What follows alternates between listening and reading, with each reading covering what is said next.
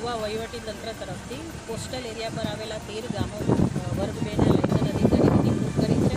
એમની સાથે ગામના સ્થાનિક તલાટી કમ મંત્રી, રેવન્યુ તલાટી, ગ્રામ સેવક અને પ્રાથમિક શાળાના અને હાઈસ્કૂલના આચાર્ય આ તમામની ટીમ ગામે 24 કલાક માટે ડિપ્લોય કરવામાં આવી છે. આ લોકો પડે ગામે હાજર રહી અને જે પણ કોઈ ઘટના બને છે એની તુરંત ડિઝાસ્ટર કંટ્રોલ રૂમમાં અને વહીવટીતંત્રના અધિકારીઓને જાણ કરે છે. આજે સવારથી ટીડીઓ શ્રી, મામલતદાર શ્રી અને પીએસઆઈ શ્રી કાંઠાના ગામોમાં મુલાકાત લેતા રહ્યા છે. ઊંચા નીચા કોટડામાં જેવી અમને ફરિયાદ મળી કે પતરા ઉડીને લોકો ઈજાગ્રસ્ત થયા છે તો તુરંત ઘટના સ્થળે તમામ ટીમો પહોંચી ગઈ હતી.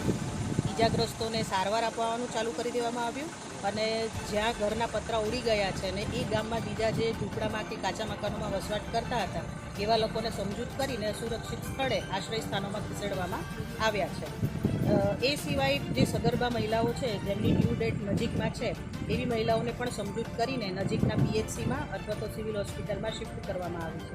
પીજીવીસીએલ દ્વારા પણ જે લાઇટના થાંભલા પડી જવાની બાબત છે એનું સતત મોનિટરિંગ કરવામાં આવે છે. કુલ 31 થાંભલા પડવાની ફરિયાદ એમને મળી છે. એમનું રિસ્ટોરેશન વર્ક ચાલુ છે. પ્રથમ પ્રાયોરિટી એ લોકો ગ્રામ્ય વિસ્તારને આપશે કે જેથી ગ્રામ્ય વિસ્તારમાં સતત વીજળીનો પુરવઠો જળવાઈ રહે. એ સિવાય કતપર બંદર અને લાઇટ હાઉસ આ 3 જે મેજર એરિયા છે જ્યાં ગયા વખતે તાઉતે વાવાઝોડામાં નુકસાની થઈ હતી તો ત્યાં દરેક જગ્યાએ ટીડીઓ મામલતદારની શ્રીમાં જે 2 વખત રાઉન્ડ મારીને આવ્યા. અમે પણ અત્યારે રાત્રિને એની મુલાકાત કરીને આવ્યા છે. હજી સુધી ક્યાંય કોઈ દરિયામાં એવો મેજર કરંટ જોવા નથી મળ્યો કે જેના લીધે આપણને પાણી ફરી વળવાનો ભય રાખે. છતાં પણ અમે સતત એકબીજા સાથે સંપર્કમાં છીએ. જેવી કંઈ પણ અનિચ્છનીય ઘટના બનશે કે તુરંત વહીવટીતંત્ર ત્યાં પહોંચી અને બધી જોઈતી વ્યવસ્થા કરવા માટે સક્ષમ છે.